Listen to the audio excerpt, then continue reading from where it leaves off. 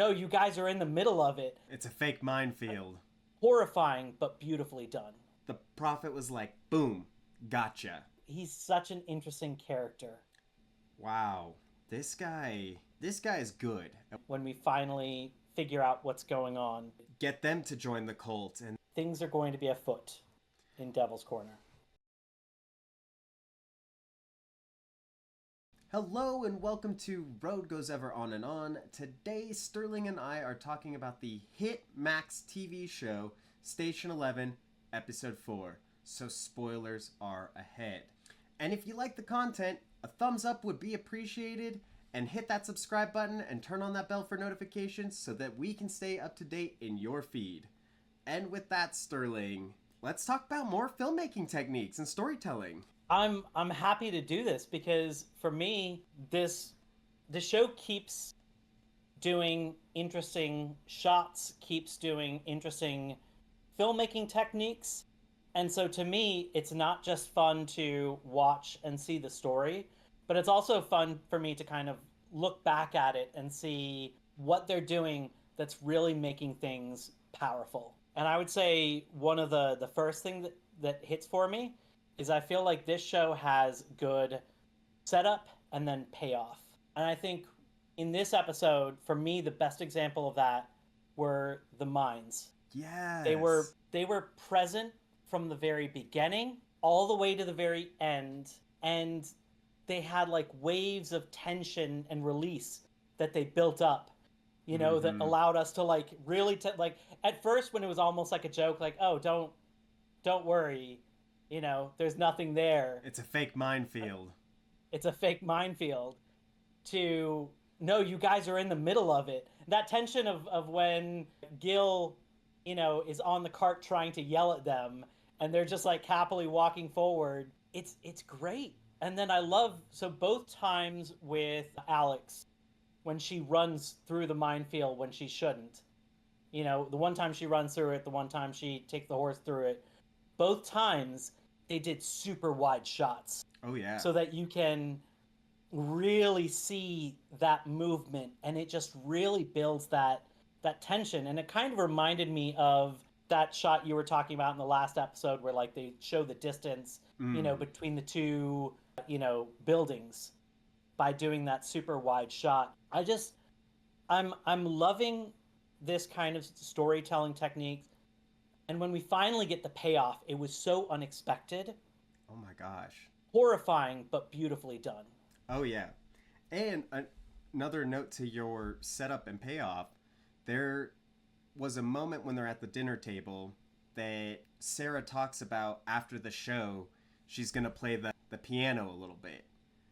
And yes. So like they set up that whole scene, and the way that the scene where we see the minds on the children that were foreshadowed from the beginning, and Sarah is playing the piano, and the piece that she is playing, you know, starts off slow, but as we see these kids with these minds on them, speeds up, and like you don't know what's gonna happen, and just the tension that was built through her playing that piano with these kids with minds strapped to them was just phenomenal. Oh yeah. The music, I mean, we've talked about the music before. Music in the show is absolutely phenomenal. Beautiful, right? Yes. That's a great example. I've noticed that some of the music in this episode, and I think maybe in some of the other ones, have used the keytar, which is nice, like a nice nod to the fact that she plays the keytar. Right. And so it feels, even when it's not, you know, music that's actually taking place in the show, it still feels like it is so appropriate for this world. Right. And at the very end, oh my gosh, they integrated the lighter. That was, you know, that moment hit so hard for me because previously Julia was talking about the lighter when he was flipping the lighter in the first episode or second episode. Yep. And she's like, oh, that's just wasting fuel. And watching that, like, as soon as the mines go off, the trauma has happened. We have devastated this community once again. And we don't even see the prophet.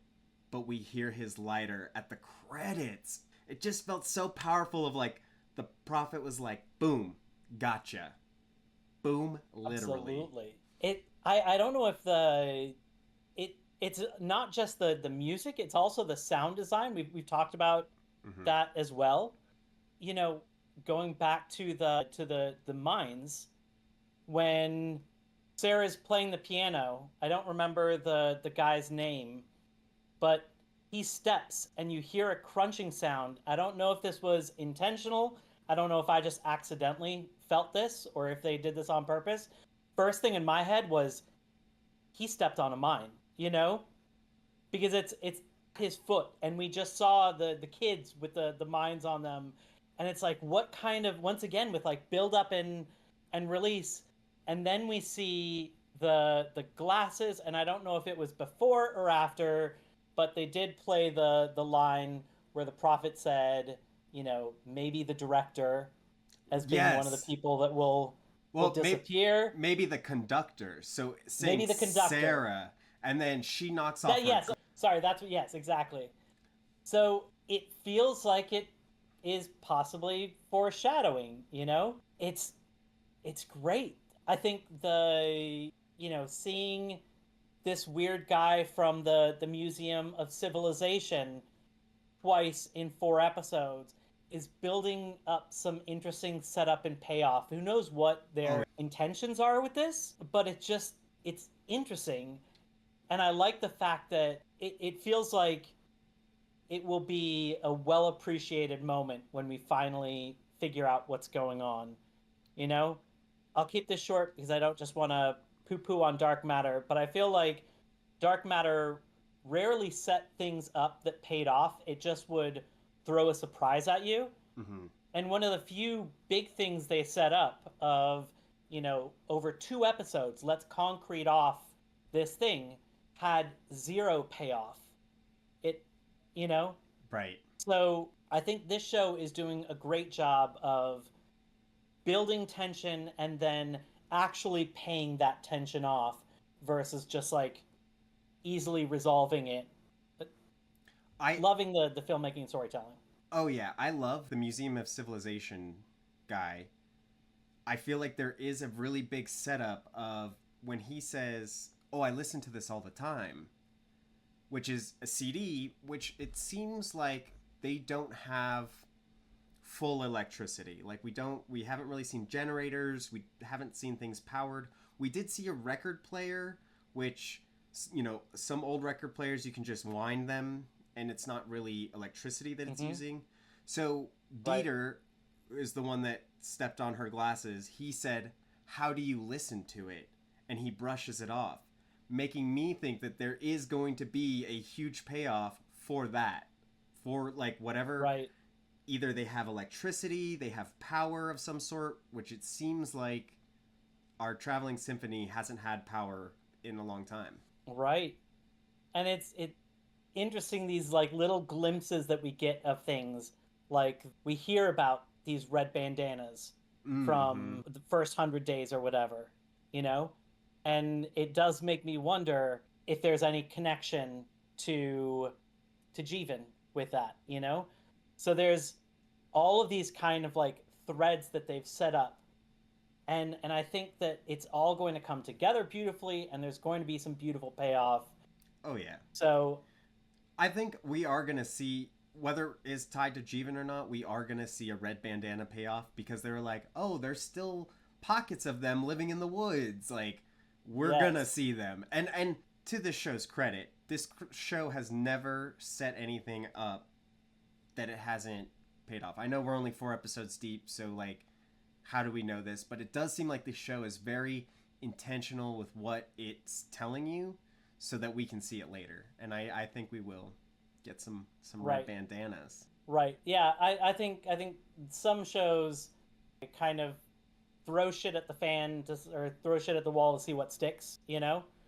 And so some things will be kind of left dangling because maybe it wasn't quite as interesting, or they didn't know exactly what to do with it, but it helped build tension at the time. This show feels very intentional with everything that it's doing. you know.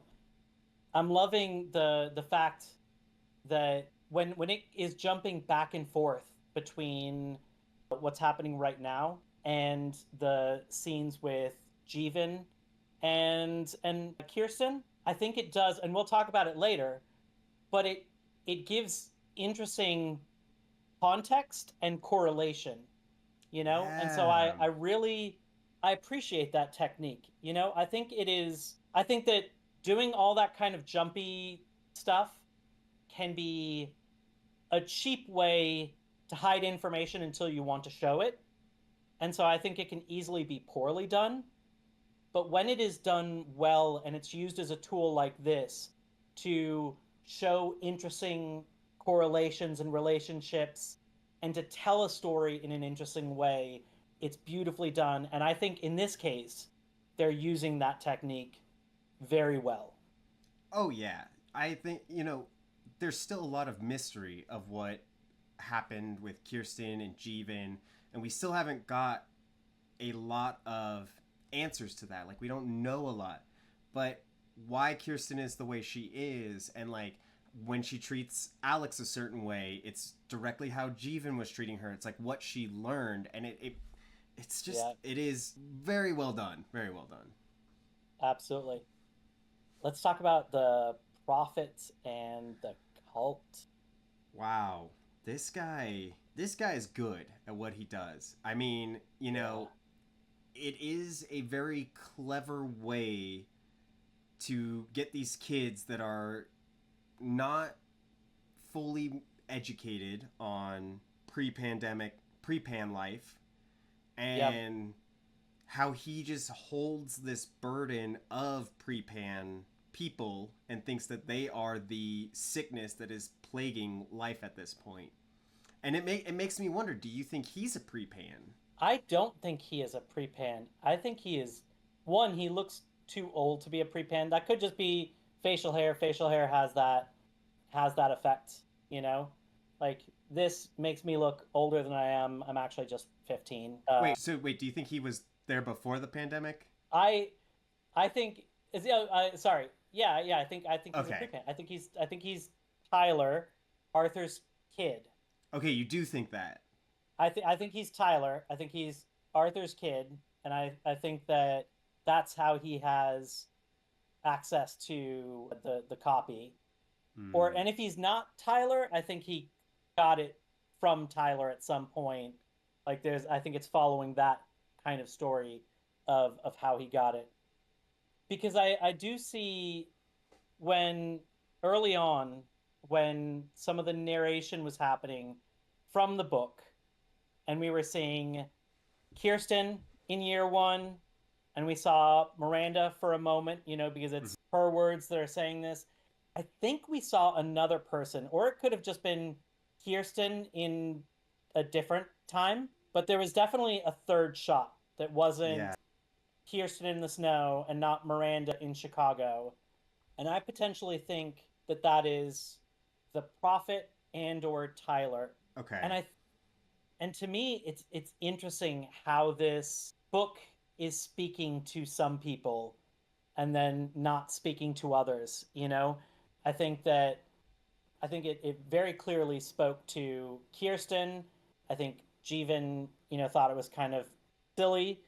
I think the prophet is using these words Mhm. and it is very much speaking to Alex. Right. Well, I, um I don't even think Alex has read the book. I like that. I haven't seen anything that makes me but think just that. But through the what prophet. she got from him, yes, through the prophet, yes. Well, it's really interesting because it is almost like a religious text, right? Like the Bible. Like the prophet is reading from the Bible, which is Station 11, and coming up with these ideas. And oddly enough, the book is mirroring a lot of the Mm-hmm. events that are happening, like with the pandemic. So we basically see that, in Station 11, there's all these kids that are stuck on the space station that all of the grown-ups drown, and all of the grown-ups now in this world are all affected by this trauma. They're all drowning from this trauma, and the light is basically through these kids, and that's how society's going to progress. And the Prophet's doing a great job of selling that. Right. I didn't think of the adults, the current adults, drowning metaphorically in trauma, but I do like that. Oh And yeah. that it's an interesting difference between the pre-pan and the post-pan, because it does seem like the world has mostly moved on. There's a new way of living that's not exactly the same as the old. We don't have the same amenities. We most likely don't have electricity, or not much of it, or whatever. But it seems like the next generation, the post-pan, not only doesn't have trauma, but they want to do more and they want to explore. Mm-hmm. And the pre-pans are scared of strangers, and don't want to stray from the wheel or from their like tight communities. Right. So so it's interesting that it's like they haven't fully embraced the future. I think the Museum of Civilization is possibly a great example of that. Like it seems like they really are holding on to the past. Yeah. And so it's interesting, this kind of dichotomy. I wonder what ghost story he told the kids. If it's from the book or if it Ooh. was like something different. Yeah. Well, I part of me just thinks he's just, getting in the ears of these children and making, just turning these children against their parents, such as, so like we saw basically what he did with Alex, where he was like, you're the only post pan in this traveling symphony. How does that make you feel? And, she didn't have any thoughts of that they were different, that we were all different. And he basically was saying that I think when Alex calls the traveling symphony the carnival of trauma, I don't think that was Alex's words, because she's been raised by the symphony. That seems Mm-hmm. like David's words to her. So, Oh yeah. if you're being told that you're in a carnival of trauma and that there's better, greener grass outside of the symphony, that's very appealing to somebody that, didn't grow up in a tight knit formed society. Yeah. You said something, I think, in the last episode, and I was kind of thinking it. You said something about Miranda being surprisingly right about the future. Clairvoyant. She Yeah. clairvoyant, yes. I was gonna say prescient, yeah, clairvoyant. Between her comment of, you know, we'll all be dead in 20 years, and then writing this story that does seem to be mirroring the tale of the future. And I can't help but wonder if she either does have some level of clairvoyance, or if there is truth to Dr. 11, and that is why she hasn't been able to get to let go of the story.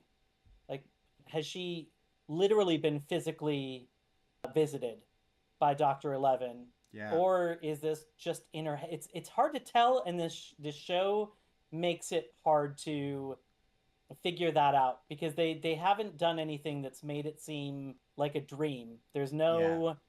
no, like blurriness, anything like that. The only thing that makes it seem like it is just fantasy is that a person in a weird spacesuit like that doesn't seem real.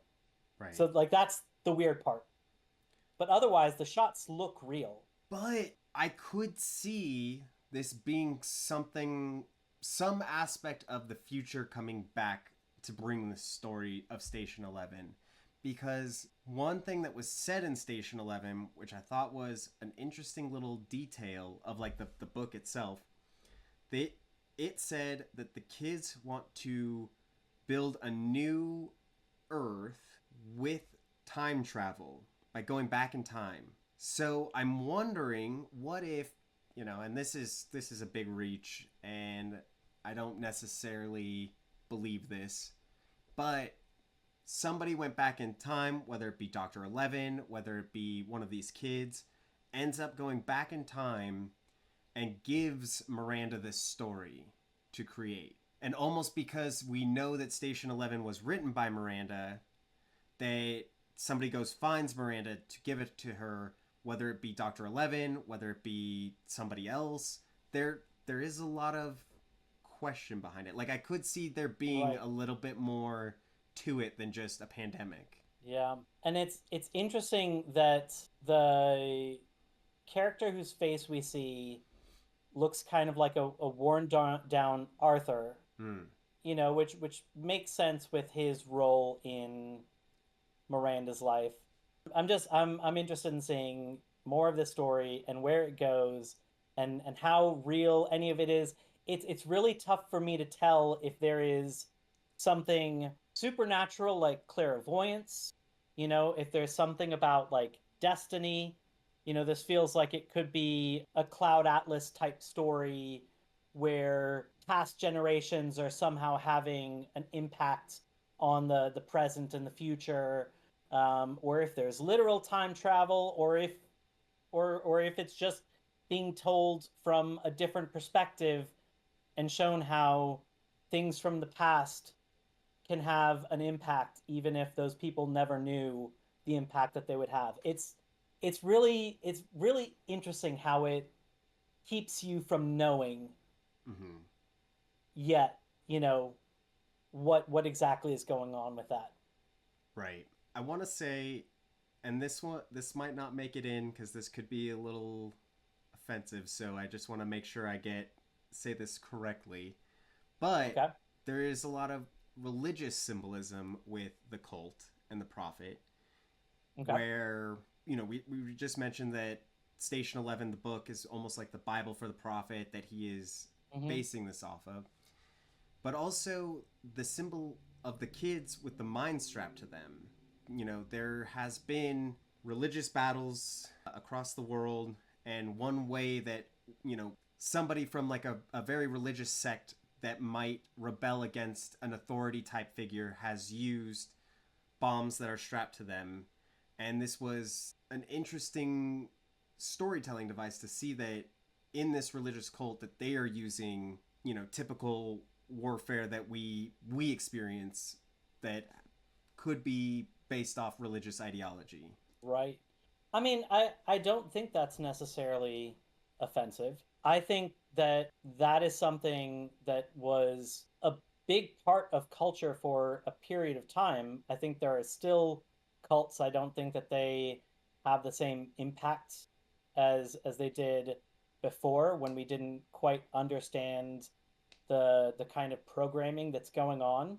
But I've read and watched some interesting things about cults and how they do all of this programming to change how people think and cause them to do things that they wouldn't otherwise. And I did think that like one of the things that hit very strongly for me that a lot of cults do is the kids didn't respond to their old names. And that's something Mm, that some cults will do, is to give you a new identity, because right. it takes away, there's a lot of things that they'll do to take away your personal power and make you a larger piece of this organization and just a part of that, instead of something that is autonomous, that can think and do things on your own. And that felt like one of those things.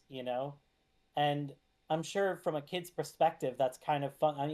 Who knows? Maybe they even got to like choose their names, but still, Right. that's something that then ties them to this family unit. Because then it's like, well, that came from us. We allowed you to do that. Right. You know. And misled they are when, Kirsten sees the mine on the child, and she says Right. that's a bomb, and she's like, no, it's a beacon. Beacon. Like I'm wearing this beacon to hopefully maybe bring my grandparents over with me, or Right. get them to join the cult, and then I just have to hug them and the beacon will set them free. Like, it's pretty dark stuff. Oh yeah. It does make me wonder why. So the prophet did give Kirsten a choice, and it does make me wonder, why did he want to be with the traveling symphony so much. And I think he said it wasn't going to be for long. He But did if he didn't go with them, then he said that people would start going disappearing. missing, And he said Alex disappearing. first, and Yes, then the conductor. maybe the conductor. Maybe the And that conductor. wasn't, yeah. Well, so So, part of me feels like he wanted to go with the traveling symphony because he wanted to spread his ideology, and it's easier to travel in a big group versus if you're two, people traveling alone. So I think that could be it, because I don't really think that he's being hunted. He seems too clever and confident that, because originally that's what I thought. He was being hunted by someone. He's just trying to get somewhere. But now I do feel like he is trying to spread his ideology. right. It's, we'll see. I definitely think he'll be showing up at the next location. I think he clearly wanted to go with them for some reason. Yes. Whether or not that would make travel easier or spreading his word easier, or who knows what his intentions are. Yeah, it's He is, doesn't seem good. and it is so odd to show up the next day so brazenly with a different name, Yeah. you know, And no and a cast on your different leg. story. Right. And no, yeah, he's such an interesting character. Yeah. And it caused so much fear in the where Gil the place where Gil's living, of this Yeah. community. They don't even go outside anymore. They only are coming outside because the traveling symphony's here, and it's restored this sense of normalcy to them. But all seem terrified. Yeah. I have a bad feeling the next episode follows a different storyline, and we have to wait 2 episodes before we get, a little bit more. It's interesting filmmaking to split into these different timelines so you can kind of bounce between and Right. just leave you hanging. I love it at the same time. I mean, it makes me just want to binge through it. Oh, same. But I love that storytelling technique. Like a lot of the books I read when I was a kid, as far as stuff like a lot of like fantasy novels that I read, that was an easy trick that would be employed, is to have something happen, split up the characters, and then you can spend a chapter on a character and one part, and you can ratchet up the tension for that character until something is about to happen, and then end the chapter, and then move on to starting to build tension in some of these other parts. And even if some of them aren't quite as interesting, there's always that knowledge of what is going on that just makes you keep turning the page, so that it allows that tension to be kind of built and released that way. And then when the tension in like that one storyline is finally released, one of the other ones is like just getting to that point of like high tension, and then moving on from it. And so it keeps you just wanting to go through. And I love that kind of technique. I mean, George R. R. Martin did a great job with the books of A Song of Ice and Fire, where book 3, spoiler for book 3, there's the Red Wedding, which won't go too deep into the Red Wedding if you haven't read it. Highly recommend. But it's such a crazy moment that happens in these stories. And then the next book doesn't even address anybody from that situation. It's all just these other characters that are not related to the Red Wedding at all, which is just mind blowing. And then we don't even talk about half the characters, and we have to wait 2 whole books. And he is a very slow writer, so that was a wild way of building up tension. Yeah, it's been over a decade with this latest book, and I think he's only 3/4 of the way through, and I think has said that this is going to be the biggest one to date. So who knows? It's never coming out. I could see it easily. Like if it comes out, I could see it easily taking another decade. But who knows? Yeah. Let's talk about some of the relationships in this. Starting off maybe with Kirsten and Alex. I love seeing these. Well, first off, sweet little Kirsten has known Alex since she was a baby, it seems like. And they are separated by this post-pan, pre-pan difference, which, one has trauma, one doesn't have trauma. We'll see how much we go deeper into that. But such a very, like we were talking about in the second episode with the play of Hamlet, Ophelia and Hamlet. When I was watching that and Kirsten gets all mad at Alex and she is just like, my family has all lived and died before you were even born and sitting with everybody here. It was like, wait, is she like Did she go off script? Like, yeah, is she going off script being mad at Alex? Did she just yell her true feelings? And Alex showed a level of hate back for saying such hurtful things that I was right there with you. I thought we were in the middle of a fight. Yeah. And it's like that for a few moments before we see the scene of them in the hallway being happy together, right, as Alex is celebrating how she did. I thought those were legitimate feelings, which is interesting because it is what's bubbling under the surface. Yeah. And so it's interesting. Maybe both of them were able to pull from those emotions. Like they were both mad at each other and that's how they were able to act it so well. But boy, when she throws that CD at her, I'm like, oh, they're not acting anymore. Yeah. I thought it damn near was like Shaun of the Dead record to the back of the head moment. Yeah. Like there could have been serious injury. Yeah, totally. It felt very real. And I loved how that mirrored it. They've got an interesting relationship. I like kind of what you said about, the whole difference of post-pan and pre-pan. It also very much feels like it is mirroring what Kirsten learned from Jeevan. That she is trying to take on that same kind of protecting aspect that Jeevan did. And I think it's very possible that even though Kirsten lost a bunch of people when she was young, she might still not have quite understood it yet and might have still been pretty naive, and I think that Jeevan was trying to do right by her and trying to make the right decisions, even if it was sometimes upsetting her. And I think we're seeing the same things with Kirsten and Alex. Yeah. I feel bad for Kirsten and Jeevan, and we saw Jeevan say something really hurtful to Kirsten when she was little. And it's a wild situation. Like, Jeevan didn't have his life together. He was kind of, didn't know what he was doing for work, losing his job at a flower shop.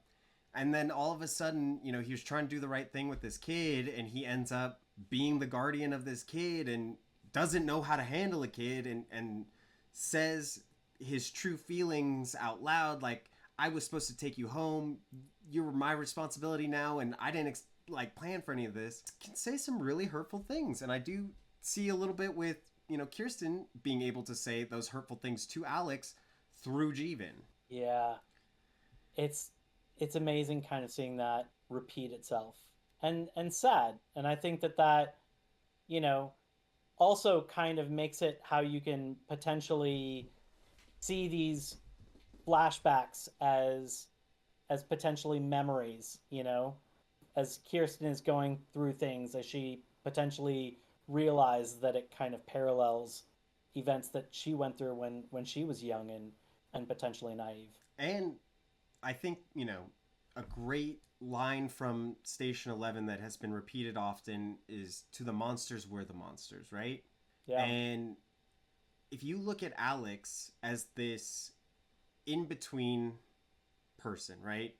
She's not on either side of the monsters. Like, Kirsten does a great job explaining to Jeevan how the wolves, who are just trying to live, think we're the monsters, and we're just trying to live, so we think they're the monsters. And it's a little bit similar with this cult, right? Like, Alex is not on either side, right? She doesn't think that either side is monsters.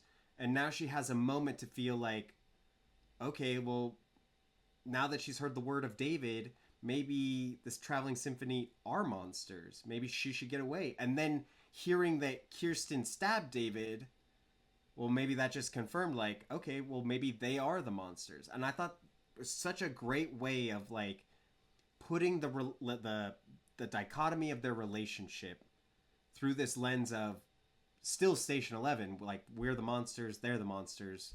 It's damn good writing. Also, very interesting.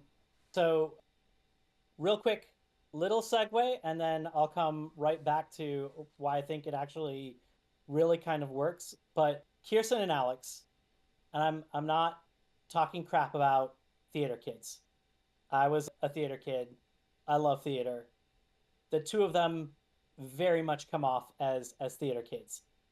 Kirsten is a diva. She gets hurt the one time she is not cast in the lead role. You can survive without getting your lead role one time, you know? And Alex, there's a certain way that Alex moves and does things which is very kind of over the top, and to me seems like the way that if somebody was raised by the theater and didn't know how the rest of society, I'm saying the rest of society, I'm not trying to call them like normal people because everybody's different, you know? But like she to me doesn't behave the way that most people in society does. She over exaggerates, she like lifts and dances and you know, like there's a certain movement in what she does that almost looks like she thinks somebody might be watching. And so they both to me come off as theater people. But I think something interesting is it is very possible that that is part of the reason that Alex is leaving is because, so one, she's different from everybody else because she's a post-pan, and so she just wants to laugh and live and have fun, and everybody else is scared of strangers and like won't deviate from the path so they can't see the rest of the world. And so I think that's always been something kind of there. But then she never gets to leave out of the shadow of Kirsten, who is partially taking care of her as like a paternal figure, but also obscuring her chances from like, you know, like really getting a chance. And so she even said it, you know, that she just wants to be the lead. And I think this is as much about leaving the trauma of these people as it is of getting a chance to get out of the shadow and to be herself and to have a moment to shine, you know, among her peers, you know. And it's so like it's possible it could be avoidable if Kirsten would give a little bit more instead of just protecting, but then also because she thinks she's better, you know, like always taking that role. Like she doesn't give as much as she like protects. See, I do agree that Alex is a little bit of motives of wanting to join the cult because she just didn't get the lead. You know, one, she's the youngest, so, you know, it takes some time to, you know, paying your dues. But I don't know if I agree with Kirsten not sharing the limelight. Like, we did see her star as Hamlet in the last version, but I didn't get anything that made me think that Kirsten was like hogging that role. Like, she seemed very supportive for Alex when she got the lead. She was pissed when it was announced. She was absolutely pissed, and the person that she's sleeping with had to be like give her this one. Well, but she was mad at her because when they were talking about Ophelia and Hamlet's emotions, and she was the one that was like it seemed like Kirsten wasn't understanding the story, this version of Hamlet. And then Alex was like, no, I totally get it. It's great. And then I think she was just mad. She's like, oh, she's a director too now. So I didn't quite get that, like, she wasn't ready to share, but just more like she didn't understand the material as well. So when it was announced at dinner, Kirsten instantly looked upset when she found out that somebody else was the lead. And then when they start script reading, rehearsing, whatever, the impression I got, which could be wrong, it's just an impression, you know, was that Kirsten, that to me comes off as like the sulky I'm unhappy with one thing, so I'm going to be unhappy about everything. Mm, So it's like I hate the fact that I'm not the lead, so while I'm at it, let me go ahead and hate this script. Like this script doesn't make sense. I can't believe this person's the director. Like that to me is the kind of lashing out of somebody who isn't getting their way and is just going to lash out at everything, you know? Versus being supportive of if she doesn't love this play, that should be the perfect one for Alex to take. You know, right. like I don't even want to be the lead of this. Like Right. I think this is hot garbage. You take this, and I can keep that quietly to myself so that you can have fun. And like Alex seemed so happy. She seemed like the exact opposite. She seemed like she was so Alex seemed so excited to finally have the lead that she thought everything was perfect. Like no, this script is great. This director's great. Everything's great. Right. Right. It was all roses for Alex, and Kirsten Right. was not It's having a like good time. all garbage. I did think in that session when they were brainstorming and Alex talks about the Ophelia's emotions versus Hamlet's emotions, and then Kirsten tries to correct her and says, "Oh, well, actually, it's Hamlet's emotions," and like that was another great bit of storytelling of showing their Yes. how their relationship's going. Yeah, man. So I think another one of the relationships we got here, which I thought was great, Sarah and Gil, and the once again I mentioned earlier, like setup and payoff. 2 episodes ago, they mentioned Gil. That's why Dan got the thing because something with like people and Gil, and Yeah, that's why what happened Dan to had to Gil? take Well, we can't talk about that. right. So I love the fact that they did kind of set this up. But there was a really interesting relationship. I really liked the story, and I liked like the tender moment that Gil and Sarah had towards the end. Really showed kind of the tough situation. I think that Gil had remorse for leaving Sarah, but at the same time, he now felt obligation towards this person that he had left Sarah for, and this person is going through a terrible tragedy. And so Right. it's like how do you leave somebody in that situation? And But he I was don't gonna do it. He was gonna do it. I know. Because I that was a great moment between Gil and Sarah. She, you know, she felt bad that she caused him to leave and apologize for how she had acted, and he was like, no, like you were so great to me, and they seem to have complimented each other, that Right. she was able to bring this light to him, and he was able to keep her like organized and on track. And we've seen a little Mhm. bit of like when she's composing, she kind of looks like she's in another world, and like Right. frazzled when she's doing it, and like it seemed like Gil was her rock, her center, and of course Gil was Yeah. a cheating bastard. And and it did seem like they had one of those special relationships where they even seem right for each other even when it's, their crazinesses intersecting. Mm-hmm. They both could sometimes be a little toxic towards each other, as far as so it seemed like they amplified both their good traits and their bad traits and were well suited for each other. And I thought it was a great performance. I can't think of the comedian's name that played Gil, I know. but I only think of his Arrested Development name, correct. Tobias Funke. Yes, exactly. And for he had some great tight shots where we could really see him processing information. When Miranda gets her book and she asks him to come back, we really see him kind of struggling with what she's asking and also struggling with recognizing the prophet in her. And I think we also saw some of that in, when Gil and Sarah were talking. this like really tight moment.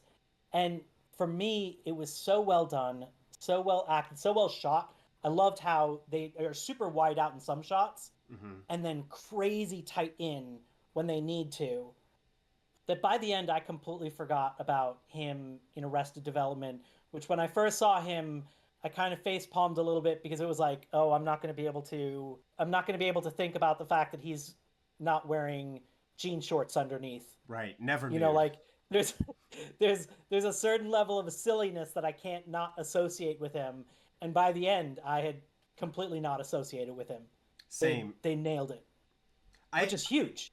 I actually thought about that in this episode where it seems like a lot of the actors for this are relatively new, no names. So far, I think he has been the most recognizable comedian slash actor in this show. And at first, it took me out because I'm like, you know, once you see like an act, like I believe that this is a real world. These are real people going through this. Like these aren't real actors. I haven't seen them in anything except Sarah. She was in Orange is the New Black. But other than that, haven't seen him in a lot of things. And then seeing him, I'm like, okay, well, I clearly know him. But by, you know, the time that he's in his office, I was like, okay, he's Gil. That's Gil, the director of the Traveling Circus Symphony. I've seen Jeevan before. I think the actor is Hamesh. I can't think of where I've seen him, but I've seen him in a few things. He did a killer job. But for me, for the comedian who played Gil to go from something so silly that legitimately took me out of the moment, unfortunately, when I first saw him, to by the end of it, like me being 100% in, I thought was a great combo of both filmmaking because of the shots, I guess also the script because it gave the space for these moments where he really showed the character well, and then the acting, you know, all of like that whole combo was so good. Yeah. You know, and I think that with him we got a whole range, you know, from like bit of an asshole to like camaraderie to sadness to like there was a whole range with his character in a very short period of time. We saw a little bit of comedy from him, like right. Yeah, he had a full range this episode, and it was very talented actor, very talented. Absolutely. And I think so with him and Sarah, it makes me think of The Wheel and the Traveling Symphony, and I just wanted to say a few things from one shot that I freeze framed on when Dan was asking about the place that was scratched off. First of all, it looked to me like a few other names were scratched off, which I think I also then heard them say something about like the only place has been scratched off. So that was a little confusing to me.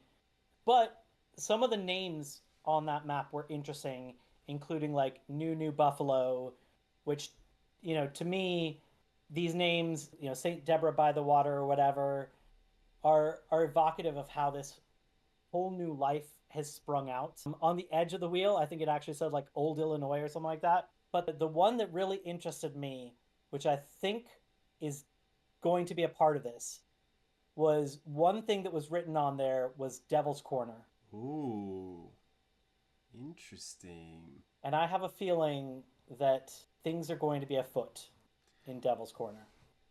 I wonder if that's potentially where David comes from. You know, there's a lot of symbology with religion and prophecies and cults, and the Devil's Corner, like the prophet is pretty much the devil to Kirsten right now. So potentially we might get a big climax at Devil's Corner. Yeah. I have one question. Okay. I probably don't have the answer, but you probably don't. Go ahead. What do you think happened with Jeevan?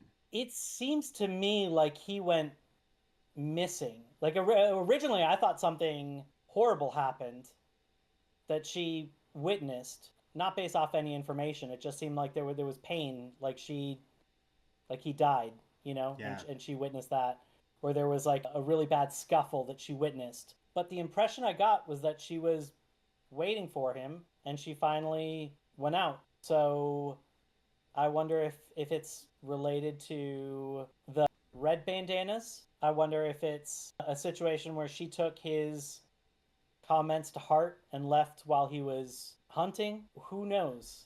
Well, so I have a little bit of, from what I took away from all of those scenes. Okay, please. So Please. Jeevan is worried about Kirsten, only reading Station 11, wants her to branch out, see more. He takes Station 11 and he goes and hides it so that she can find something new. I think he's trying to help her, but with a little bit of tough love, he just like took the book from her, which was like her like safety blanket. So he takes it away. You know, they get in a little scuffle. They get in not scuffle, like a fight about, you know, this book. He's upset that, you know, he has to take care of her. And I think Jeevan realizes, and so he even says, don't worry. It's, as he's leaving, he says, don't worry. It's still in the Ziploc. So I believe that he was trying to make things right, and he went to go grab the book and bring the book back to her, when then she hears the motorcycle. There was a motorcycle noise when she goes running to check out, and I think that she was expecting Jeevan to come back, and Jeevan got kidnapped, and that's why she found the book in the middle of the street, because I do believe he got kidnapped, and hopefully we see him again, but I think that's what led down that road, and that's why she is checking the cabin, because now we know where the cabin is, and she goes maybe every year to check the cabin to see if Jeevan's there. I definitely think we will see him again, if not to at least see, even if his story ended, to see how his story ended. Mm-hmm. But I do have an even stronger feeling that she will potentially see him again. Yeah. So I agree. We'll see.